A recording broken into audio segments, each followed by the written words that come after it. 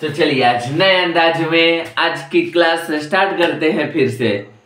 जैसा कि अभी ऑब्जेक्टिव हम लोग क्लियर करते चल रहे हैं हर एक चैप्टर का, उसी तरह से आज आइए हम आप लोगों को एक ऑब्जेक्टिव क्लियर करवाते हैं जो कि है VVI ये चैप्टर है।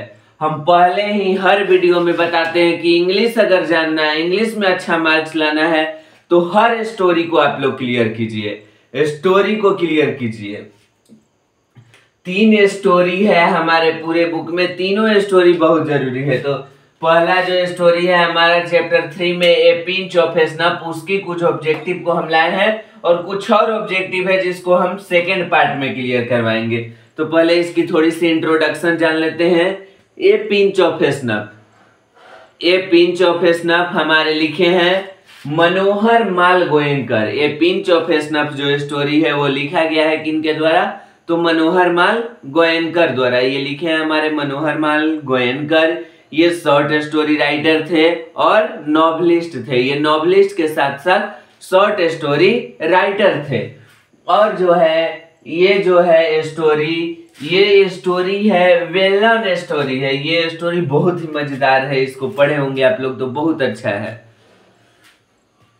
देखिए तो सबसे पहले इसमें है, इसके मेन कैरेक्टर है नानू काका, उनका नरेटर मनिस्टर सोहनलाल और उनका बेटा रतिराम। ये 4 इसके मेन कैरेक्टर हैं। और सबसे मेन कैरेक्टर जो मेजर कैरेक्टर है इसका वो है हमारे नानू काका। नानू काका, तो नानू काका का इसमें क्या है कि ये स्टोरी एक है, इस स्टोरी में बड़े चालाक आदमी है नानू काका। नानू काका के बारे में अच्छे से बताया गया है। तो आप लोग स्टोरी पढ़े होंगे तो ये स्टोरी में जरूर नानू काका के बारे में पढ़े होंगे आप लोग। तो आइए अब हम लोग इसको शुरू करते हैं। ए पिंच ऑफ स्नफ हीजे। ए पिंच ऑफ स्नफ क्या है? तो ए पिंच ऑफ स्नफ हमारा एक स्टोरी है। पहला ऑब्जेक्टिव क्वेश्चन है ए पिंच ऑफ स्नफ हीजे। तो ए पिंच ऑफ स्नफ हीजे story. A pinch of snuff क्या है? एक स्टोरी है। हु रोट, दूसरा क्वेश्चन है who wrote pinch of snuff, यानी कि पिंच ऑफ स्नफ लिखे कौन है? तो मनोहर माल गोयनकर लिखे हैं इसको। उसके बाद आता है ये सब, जैसा कि हमने बताया कि लिखने बड़ा निकरा के मनोहर माल गोयनकर। मनोहर माल गोयनकर इज ए राइटर, यानी कि मनोहर माल गोयनकर कैसे राइटर थे? मनोहर माल गोयनकर इज ए राइटर। तो मनोहर माल गोयनकर कैसे राइटर थे?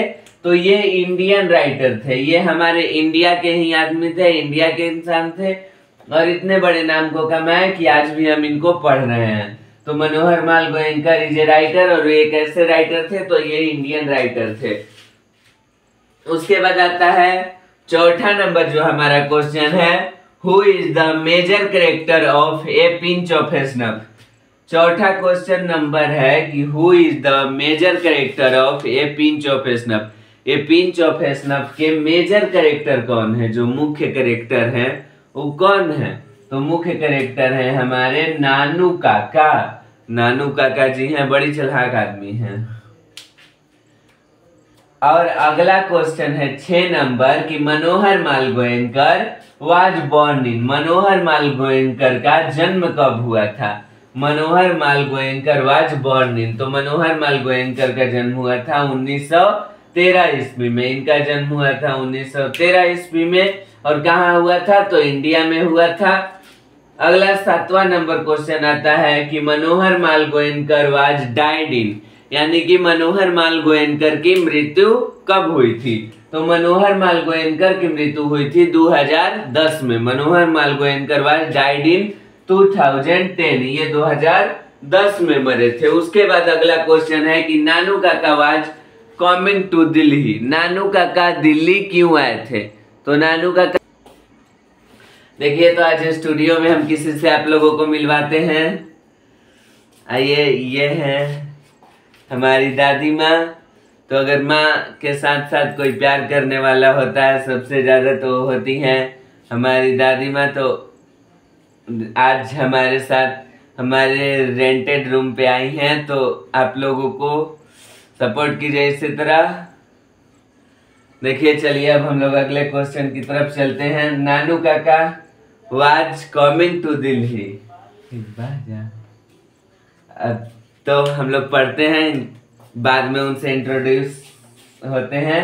नानू Kaka was coming to Delhi to see home minister. Nanu Kaka Delhi क्यों आए थे? तो सी होम मिनिस्टर। नानू काका दिल्ली आए थे कुछ मिनिस्टर से मिलने के लिए। अगला 9 नंबर क्वेश्चन है, हु ट्रेवल्ड फ्री विथ नानू काका, यानी कि नानू काका के साथ फ्री में कौन ट्रेवल कर लिया था? तो नानू काका के साथ फ्री में एक बिलौटा था, किटेन, यानी कि बिल्ली का बच्चा, और बिल्ली के बच्चे को हम लोग क्या बोलते हैं? बिलौटा। तो वही बिलौटा नानू काका के साथ फ्री में ट्रेवल किया था। नानू काका पहले ही हम बताएं कि बड़ी चालाक आदमी थे। इसको क्या किए थे कि झोरा में पैक कर लिए थे और झोरा में पैक करके इसको ले गए थे। आजकल तो रील में बोरों में पैक करके मेहरारू जो है वो अपने हस्बैंड को ले जा रही है, तो ये तो बेचारे बिल्ली के बच्चे को ही पैक करके ले गए थे। अगला 10 नंबर क्वेश्चन है, द नरेटर वाज नानू काका। नरेटर नानू काका का क्या था? नरेटर आखिर जो था, हम कैरेक्टर में बताए, तो नरेटर नानू काका का आखिर था क्या? तो था वो इनका नेफ्यू। नेफ्यू मतलब भतीजा भी होता है, भगिना भी होता है, तो ये इनका भगिना था। इस स्टोरी के अनुसार जो नरेटर है वो क्या था? इनका भगिना था। अगला क्वेश्चन है कि नानू काका वाज द नरेटर्स। नानू काका नरेटर के क्या है? तो वो भगिना था, तो जाहिर सी बात है मेटरनल अंकल मामा थे।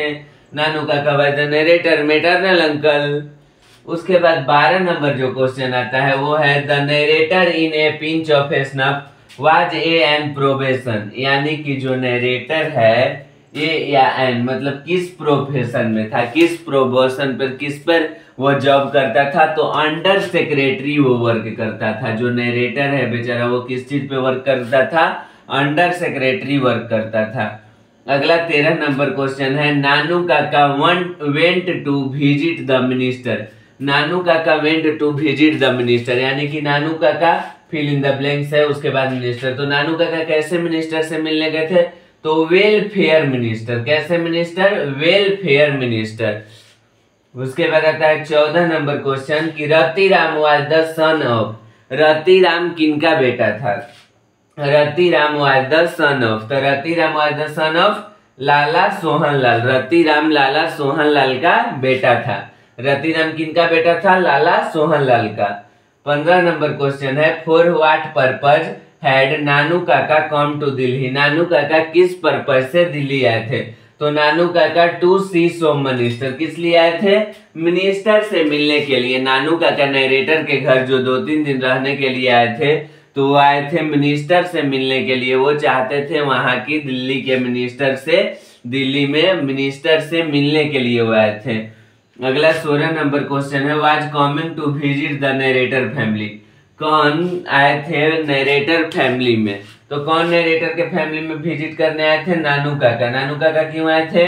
तो सी सोम मिनिस्टर, सोम मिनिस्टर से मिलने आए थे। तो वो किसके घर ठहरे थे? अपनी बहन के घर, यानी कि नरेटर के घर। नरेटर क्या था? उनका भगिना था, तो दरअसल बात है उसकी माँ उनकी बहन लगेगी। उसके बाद 17 नंबर क्वेश्चन है, Nanu Kaka was stay for, यानी कि नानू काका कितने दिन रुकने वाले थे?